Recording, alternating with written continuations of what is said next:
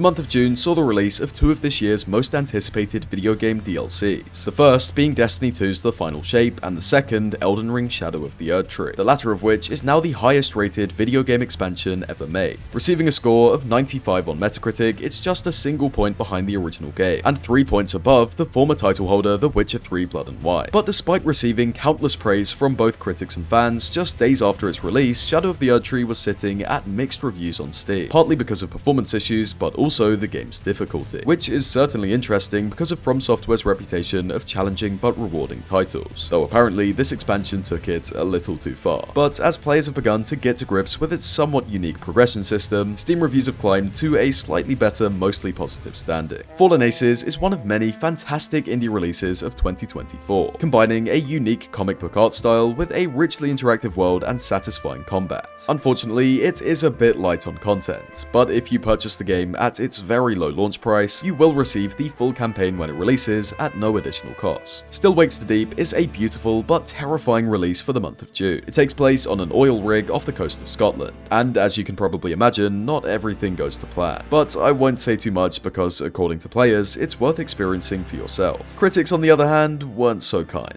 but most agree that it definitely has its impressive moments. The second enormous DLC release of June was Destiny 2's The Final Shape, and despite its previous expansion Lightfall receiving a less than positive reaction, The Final Shape has been an enormous success. With a score of 89 on Metacritic and very positive Steam reviews, Destiny 2 has ended its Light and Darkness saga on a good note. Here's something you don't see every day: a VR video game adaptation of a British comedy game show. Well, that's exactly what Taskmaster VR is. I had the chance to check it out myself, and it was a lot of fun, which makes it a pretty big shame that the Quest 3 version of the game is very buggy and not particularly well optimized. In fact, I'm not sure there even is a Quest 3 version, as the resolution is shockingly low and so is the frame rate. But I'm looking forward to jumping back in when hopefully this is fixed. As always, the month of June is full of video game showcases, from the Nintendo Direct to Summer Games Fest and the Xbox Showcase. While the first two did have a few relatively exciting announcements such as LEGO Horizon Adventures and Metroid Prime 4 Beyond, there was almost unanimous agreement that Xbox's offering had the best reveals of June, with Doom: The Dark Ages, Gears of War E-Day, the reboot of Perfect Dark, and even Call of Duty Black Ops 6 being highlights. In a move that surprised virtually everyone, IO Interactive, the developers behind Hitman, have announced that MMA fighter Conor McGregor is entering the World of Assassination trilogy as a celebrity target. Hitman has had its fair share of famous targets in the past, from Gary Busey to Sean Bean, but this one is probably the most high profile, and owners of the game can play it for free right now.